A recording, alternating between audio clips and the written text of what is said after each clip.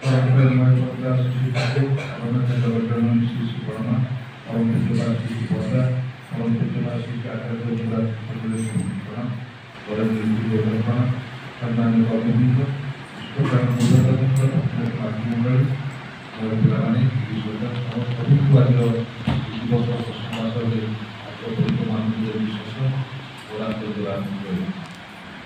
सत्संग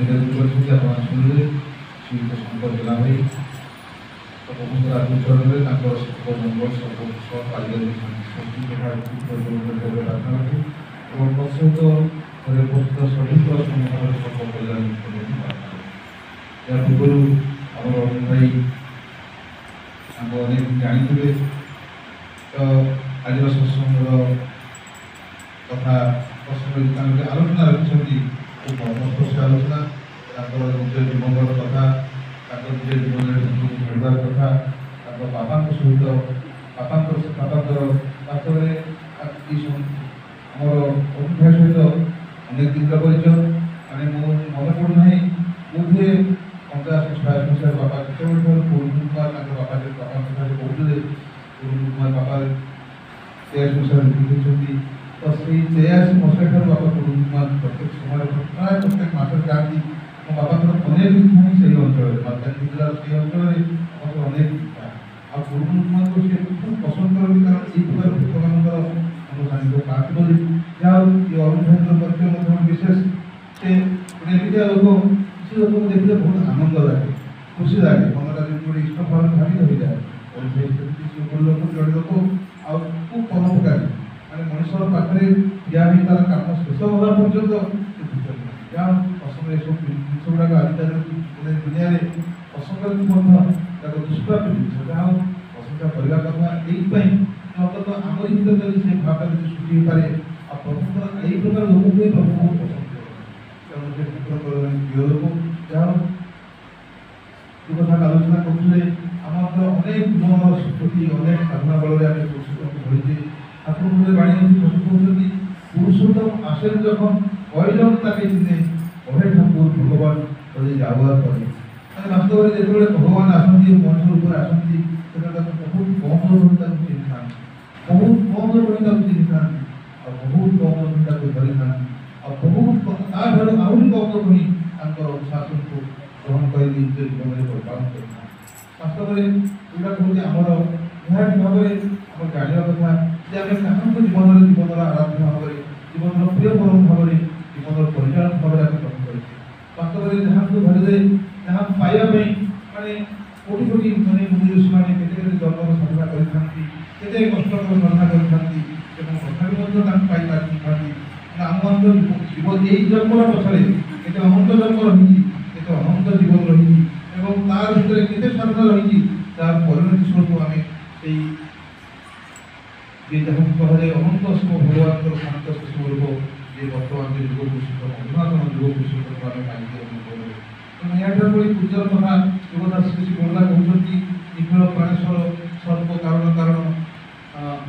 विश्व विभू निखिल प्राणेश्वर सर्व कारण कारण सर्वशक्तिमान जी से आज नरलोक नर अवस्थित होती यहाँ परम आश्वासकर कथा आत्मअर्थाधिकारी निर्देश पाखे आप कौन कह श्री ठाकुर परिचय देवाई परम पूज्य श्री श्री बड़ा ये कथा ही कहीपारती वास्तव में ये चिन्ह जाना जीवन आधार तथापि आम पाऊना ग्रहण कर आम जीवन में केते घटना अघटना आसे केते घात प्रतिघात आसे केते बाधाविघ्न आसे केते कष्टकर रोग व्याधि आरंभ कर विषम परिस्थिति को अतिक्रम कर सम्मुखीन हो अतिक्रम करने अर्थ वास्तव में ये समस्त प्रतिकूलता समस्त घात प्रतिघात समस्त रोग व्याधि सबूर निराकरण सूत्र एकमात्र जो परम पुरुष आसती प्रदत्त विधान भितर ये सबको अतिक्रम कर कारण से हूँ परम कारुणिक प्रति घटनार प्रति अवस्था विशेषण से कारण को उद्घाटन करता निराकरण सूत्र को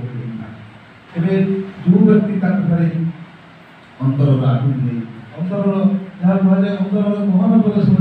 टाण से निर्देशित एकमात्र से पथर से निष्कृति पाइपर आज ଆଚାର୍ଯ୍ୟ ଯେଉଁ ଅଛନ୍ତି ସେ ପ୍ରତିଟି ମୁହୂର୍ତ୍ତରେ ଲୋକଙ୍କ ପାଇଁ ଚାହିଁ ବସିଛନ୍ତି। ସେ ଲୋକ ଯେତେବେଳେ ତାଙ୍କର ରୋଗ ବିଭିନ୍ନ ଭାବରେ ଯେଉଁ ଅବସ୍ଥା ବିଶେଷରେ ରହିଛି, ହାତ ପ୍ରତିଘାତ ଆସୁଛି, ଗଳା ଯନ୍ତ୍ରଣା ଆସୁଛି, କେମିତି ସେ ମୁକ୍ତି ପାଇବ ସେ କଥା ସେ ମଣିଷ ପାଖରେ ବର୍ଣ୍ଣନା କରୁଛନ୍ତି। ଆପଣ ନିଜେ ଅନୁଭବ କରିଥିବେ ଯେତେବେଳେ ଦୀକ୍ଷା ପ୍ରୋଗ୍ରାମ 100 ଜଣ ଦୀକ୍ଷା କାର୍ଯ୍ୟକ୍ରମରେ ସମଗ୍ର ଭାରତବର୍ଷ ପରିକ୍ରମା କରୁଥିଲେ ଏବଂ ସେହି ଅବସରରେ ପ୍ରତ୍ୟେକ ଜାଗାରେ 281 ଜାଗାରେ ଯାଇଥିଲେ ଏବଂ 281ଟା ସୁଟିଂ କରିଥିଲେ ଏବଂ 281 ଜାଗାରେ ପ୍ରତ୍ୟେକ ଜାଗାରେ ସେ ଏହି ଠାକୁରଙ୍କର କଥା କେତେ ପ୍ରକାର ମଣିଷ ଅଛନ୍ତି, କେତେ ପ୍ରକାର ମଣିଷଙ୍କର କେତେ ସବୁ ସମସ୍ୟା ରହିଛି, ସବୁ ସମସ୍ୟାର ସମାଧାନ ସୂତ୍ର ସେ ବଢ଼େଇ ଦେଇଛି। ଆଉ ସେଇ କଥାକୁ ମଧ୍ୟ ମଣିଷ ତାକୁ କଥାକୁ ଧରିପାରେ ନା, ଜାଣିପାରେ ନା, ବୁଝିପାରେ ନା। ଥରେ ଜନିତ ମା ତାଙ୍କର ସ୍ୱାମୀ ଚାଲି ଯାଇଛନ୍ତି, ସେ କହୁଛନ୍ତି ଯେ ମୋ ପୁଅ ଯେ ପୁଅକୁ ଶ୍ୱଶୁର ଘର ଲୋକମାନେ ଗୁଳି କରିଦେଇଛନ୍ତି, ମନ୍ତ୍ରତନ୍ତ୍ର କରିଦେଇଛନ୍ତି, ପରିଣାମ ସ୍ୱରୂପ ଆଉ ପୁଅ ମୋ କଥା ମାନୁନି ଏବଂ ହତାଧାର କରୁଛି। ସେତେବେଳେ ଆଚାର୍ଯ୍ୟ ଘଟଣାଟି କହିବାର ଉଦ୍ଦେଶ୍ୟ ହେଉଛି ଆଜି ଆମେ କେତେ ପ୍ରକାର ସମସ୍ୟା ମଣିଷ ଭିତରେ ଥାଇପାରେ, এই সমস্ত সমস্যার সমাধান করে কেমিতি মনুষ্য ইষ্ট কেন্দ্রিক হয়েপারিব, কেমিতি ইষ্টকে ধরি আহরি নিবিড় ভাবে চালিপারিব এবং নিজ সমস্যার সমাধান সূত্র সে নিজে খোঁজি পারিব। বাস্তবে আচার্য কହୁଛନ୍ତି এই যে বহু মন্ত্রতন্ত্র কথা বা পুরী গাড়ি কথা একদম নাকচ କରିଦିଏ। ମଣିଷ ଯଦି ମନ୍ତ୍ରର ଗୋଟେ କଥା ଅଛି, ଆଚାର୍ଯ୍ୟ କହୁଛନ୍ତି ଯେ ମନ୍ତ୍ର ହେଉଛି ତନ୍ତ୍ର କଥା ହେଉଛି ଯେ ଯାହା କାରଣ କରେ ସେ ତନ୍ତ୍ର ଆମେ ଆମର ସମସ୍ୟାର ସମାଧାନ ସୂତ୍ର ମନ୍ତ୍ର ଭିତରେ ରହିଛି। ଆଉ ମନ୍ତ୍ରତନ୍ତ୍ର କରିଦେବେ କ'ଣ? ମନ୍ତ୍ରତନ୍ତ୍ର ଯଦି ମୁଁ ମନ୍ତ୍ରତନ୍ତ୍ର ଦ୍ୱାରା ଯଦି କୌଣସି ନେଗେଟିଭ୍ ମନ୍ତ୍ରତନ୍ତ୍ର ଦ୍ୱାରା ମୁଁ ପରିଚାଳିତ ହେବି ନାହିଁ, ଆବିଷ୍ଟ ହେବି ନାହିଁ, ତେବେ ମୋତେ କିଏ ମନ୍ତ୍ରତନ୍ତ୍ର କରିବ? ଯେକୌଣସି ଲୋକ ଯେତେ ଶକ୍ତିଶାଳୀ ସାଧକ ଆସନ୍ତି ନା କାହିଁକି, ସେମାନେ ଶୈତାନ ଶକ୍ତି ସାଧନା କରିଛନ୍ତି ମୋତେ ମନ୍ତ୍ରତନ୍ତ୍ର କରି ମୋତେ କାବୁ କରୁଥିବ ଦେଖି, କାରଣ ମୋର ଇଷ୍ଟଠାରେ ଏତେ ନିବିଡ଼ ଭାବରେ ଯୁକ୍ତ ରହିଛି, ମୋତେ କୌଣସି ବିରୁଦ୍ଧ ଶକ୍ତି ବି ମୋତେ କାବୁ କରିଦେଇ ପାରେ ନା। ତେଣୁ ସବୁବେଳେ ଭୁଲଟିକୁ ନିଜ ଲୋକ ପାଖରେ ଦେଖିବାକୁ ପଡ଼ିବ। ଆଉ ତୁ ଯେଉଁ କହିଲୁ ତୋର ବହୁ ଦର୍ଶନ ତୋର ପୁଅକୁ କାବୁ କରିଦେଉଛି ଏବଂ ସେ କଥା ମାନୁନାହିଁ, ହତାଦାର କରୁଛି ତୋତେ, ଏ କଥା ସୂତ୍ର ଧରି କହୁଛନ୍ତି ଯେ ତୁ ଯଦି ତୋର ଭୁଲଟିକୁ ତୋର ଝିଅ କରିଥାନ୍ତୁ ତେବେ କେବେ ବି ତାର ବିରୁଦ୍ଧରେ କହିପାରିନଥାନ୍ତୁ। ତୋର ପୁଅ କ'ଣ ଖାଲି ଶୁଣା ଭେଣ୍ଡି ଶୁଣା ତୋର ବହୁଟା ଜୀବନ ପୁରା କର ହେଇଗଲା, ବହୁଟା ପୁଅର ସବୁ ଭୁଲ, ତୋର ପୁଅର ସବୁ ଭଲ ଗୁଣ, ତା କଥା କେବେ ବି ନୁହେଁ। ସମସ୍ତଙ୍କୁ ସମଦର୍ଶୀ ହେବାକୁ ପଡ଼ିବ, ସମସ୍ତଙ୍କୁ ସମାନ ଭାବରେ ଦେଖିବାକୁ ପଡ଼ିବ, ସମାନ ଆନନ୍ଦରେ ଦେଖିବାକୁ ପଡ଼ିବ, ବହୁତ ପ୍ରତିଷ୍ଠିତ କରିବାକୁ ପୁଅ ଯଦି ଠିକ୍ ଭାବରେ ଈଶ୍ୱର ଅଚ୍ୟୁତ ଭାବରେ ଯୁକ୍ତ ରହିଥାନ୍ତା ତେବେ କୌଣସି ଭାବରେ ବି ସେ ପଛକୁ ହୋଇଥାନ୍ତା, ସେ ଈଶ୍ୱରଙ୍କ ଯେ ମା ପ୍ରତି କର୍ତ୍ତବ୍ୟ ବିସ୍ତୃତ ହୋଇଥାନ୍ତା। ଏବଂ ଆଜି ଯେଉଁ କଥା କହୁଛୁ ସେ ଦୁଃଖ ଲାଗୁଛି, କଷ୍ଟ ଲାଗୁଛି, ତୋ ପୁତ୍ର ତୋତେ ହତାଦାର କରୁଛି। ଯେତେବେଳେ ସେ ଜନ୍ମ ହୋଇଥିଲା ସେ କ'ଣ ହାତ କାଟିକି ଦେଖିଦେଉଥିଲା ଯେ ମୁଁ ସବୁ ସମୟ ପାଇଁ ମୋ ମାଆର ମୁଁ ଅଧୀନ ରହିବି, ମାଆ କଥା ଶୁଣିବି, ମାଆ କଥା ବୁଝିବି, ଦେଖିକି ନଥିଲା ତ ତାହେଲେ ବର୍ତ୍ତମାନ କାହିଁ ଦୁଃଖ କରୁଛୁ? ହେଲେ ବାପା ମା ପାଖରେ ପିତାମାତାଙ୍କ ପାଖରେ ସନ୍ତାନ ସମ୍ପର୍କିତ ଆବଶ୍ୟକତା ମୁଁ ଭାବୁଛି ମୁଁ ଯେ ଜୀବନର ଶେଷ 2-4 ଦିନ ତାର ଅବସ୍ଥା ବି ନୁହେଁ, କିନ୍ତୁ ମୋ ପାଖରେ ସନ୍ତାନ ସମ୍ପର୍କିତ ପାଖରେ ବାପା ମାଆଙ୍କର ଆବଶ୍ୟକତାଟା ବହୁତ ଦିନ ରହି ଯଦି ଏଇ ବୋଧଟା ତାଙ୍କ ଭିତରେ ସୃଷ୍ଟି ପାରିବ ତେବେ ସେମାନେ କେବେବି ବାପା ମାଆଙ୍କ ହତାଦାର କରିପାରିବେ ନାହିଁ। କହୁଛନ୍ତି ମୋ ଜୀବନର କଥା କହୁଛି, ପୁଅ ଯାହା କରିଛି ଯଦି ମୁଁ ସେତିକି କରିଥାନ୍ତି ତେବେ ମୋ ବାପା ମୋତେ କେବେ ଆଡ଼ଚକ୍ଷୁ ମୋତେ ଚାହିଁଥାନ୍ତେ, କିନ୍ତୁ ପୁଅ ମଧ୍ୟ ମୋତେ କରିବାକୁ ସୁଯୋଗ ଦେଇନାହାନ୍ତି। ଶେଷ 2-4 ସେବା କରିବା ପାଇଁ ଜୀବନ୍ତ ମନକୁ ମୋତେ ସୁଯୋଗ ଦେଇନାହାନ୍ତି। ବାପାଙ୍କର ଏତେ ଭାବରେ ସେ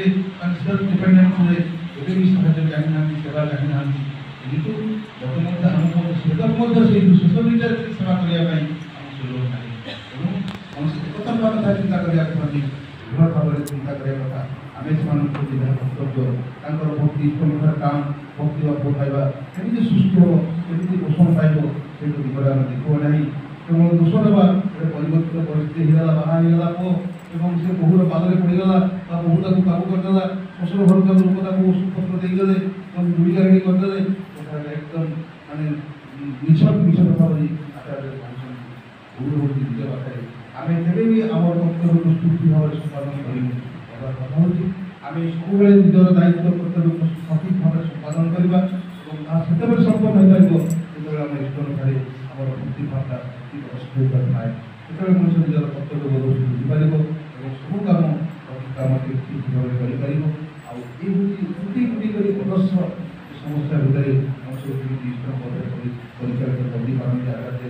ଯାହାକୁ ଯୋଗାଇବା ନୁହେଁ। ଏହା ଆମମାନଙ୍କ ସୌଭାଗ୍ୟ। ଆମେ ସେଇ ପରମ ପୁରୁଷଙ୍କୁ ଧରିକି ଏବଂ ତାଙ୍କର ବର୍ତ୍ତମାନରେ ଆଚାର୍ଯ୍ୟଙ୍କୁ ସାମିଲ ସଂସ୍ପର୍ଶ ପାଉଛି, ଯାହାଦ୍ୱାରା କି ଆମେ ପ୍ରତିଟି ସମୟରେ କେମିତି ଇଷ୍ଟମ ପଥରେ ଚାଲିପାରିବା ସେଇ ଦିଗ୍ଦର୍ଶନ ଆମେ ପାଇପାରୁଛେ। ଆସନ୍ତୁ ପ୍ରତିପକ୍ଷଙ୍କ ଏହି ପ୍ରାର୍ଥନା ପ୍ରଭୁଙ୍କ ପଥରେ ନିରତ ଚାଲିବା, ଆମେ ପ୍ରତିଷ୍ଠା କରିବା, ଆମ ମନରେ ବିଶ୍ୱାସ ଶିଖାଇବା, କାହିଁକି ଆମ ଜୀବନର ସାମ୍ନା ହଉ।